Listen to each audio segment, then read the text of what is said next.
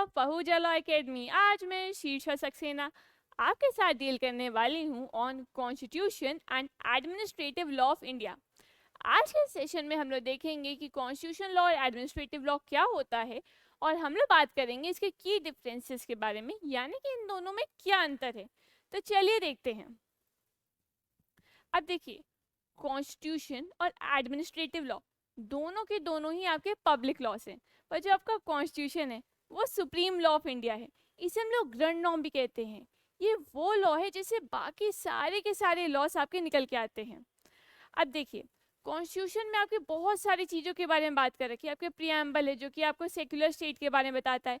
आपके मौलिक अधिकार, आपके फंडामेंटल राइट्स दे रखे हैं कि क्या क्या फंडामेंटल राइट्स हमने गारंटी कर रखे हैं। साथ साथ आपकी फंडामेंटल ड्यूटीज़ बता रखे हैं, कुछ directive principle of state policies बता रखे हैं जो कि ज़रूरी हैं देश के गवर्नेंस में। हमारा सुप्रीम कोर्ट, हाई कोर्ट की इस्टेब्लिशमेंट के बारे में बात करता है, उनके डिफरेंट जुरिस्डिक्शन के बारे में बात करता है कि वो कंटेम्प्ट के लिए पनिश कर सकते हैं अपने कंटेम्प्ट के लिए। साथ साथ आपके सुप्रीम कोर्ट के बारे में बात करता है जो कि मैंने अभी बताया। फिर आपका लोकसभा, राज्यसभा ये मनी बिल्स पास कर सकते हैं।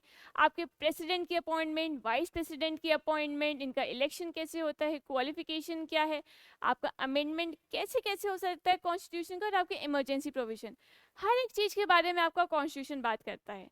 वहीं जब हम लोग एडमिनिस्ट्रेटिव लॉ की बात करें तो आपका एडमिनिस्ट्रेटिव लॉ एक सबसेट है कॉन्स्टिट्यूशन का।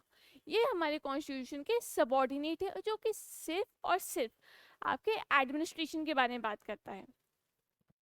अगर हम लोग आपके एडमिनिस्ट्रेटिव लॉ की बात करें तो एडमिनिस्ट्रेटिव लॉ एक सबऑर्डिनेट लॉ है, जैसे कि मैंने बताया, जिसका पेरेंट लॉ है कॉन्स्टिट्यूशन।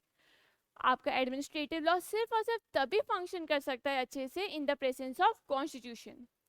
फिर एडमिनिस्ट्रेटिव लॉ आपका इंश्योर करता है कि ओपननेस हो, ट्रांसपेरेंसी हो सिस्टम में, और तो और वो ये भी इंश्योर करता है कि इफेक्टिव रिड्रेसल सिस्टम हो, एक इफेक्टिव रिड्रेसल सिस्टम हो जिससे कि आपकी सिटीजन्स की ग्रीवेंस अच्छे से सॉल्व हो सके। अब आपका एडमिनिस्ट्रेटिव लॉ जो है क्या करता है, वो organisation, power and duties of administrative authorities को डिटरमाइन करता है कि जो एडमिनिस्ट्रेटिव अथॉरिटी हैं उनकी ऑर्गेनाइजेशन कैसी होगी, उनकी ड्यूटीज़ क्या होंगी, उनकी पावर्स क्या होंगी।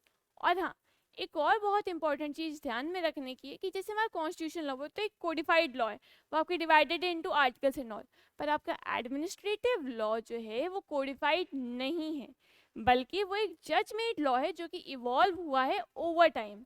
तो ध्यान रखिएगा, आपका एडमिनिस्ट्रेटिव लॉ सिर्फ और सिर्फ एडमिनिस्ट्रेशन से डील करता है और ये कोडिफाइड नहीं है।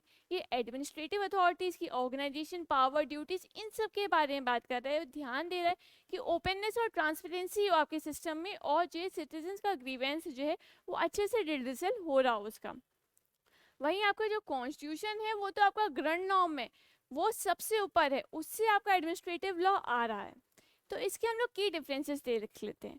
अब सबसे पहले कि जैसे मैंने आपको बताया कि आपका जो कॉन्स्टिट्यूशन है वो एक कोडिफाइड लॉ है, बल्कि आपका जो एडमिनिस्ट्रेटिव लॉ है वो कि एक कोडिफाइड लॉ नहीं है। ये तो हो गया आपका पहला डिफरेंस।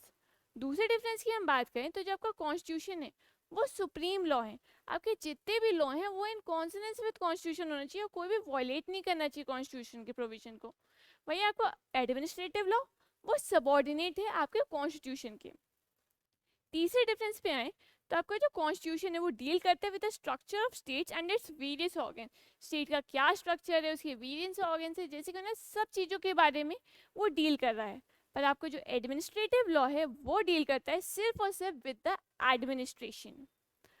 कॉन्स्टिट्यूशन डील करता है powers of state, principles of governance, और जो रिलेशनशिप है स्टेट और उसके जो सिटीजन्स के बीच में।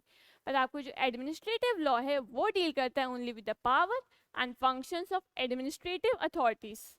तो आई होप आज के सेशन में आपको एडमिनिस्ट्रेटिव लॉ और कॉन्स्टिट्यूशन लॉ के बीच का डिफरेंस क्लियर हो गया हो और ये सेशन आपके लिए इंफॉर्मेटिव रहा हो।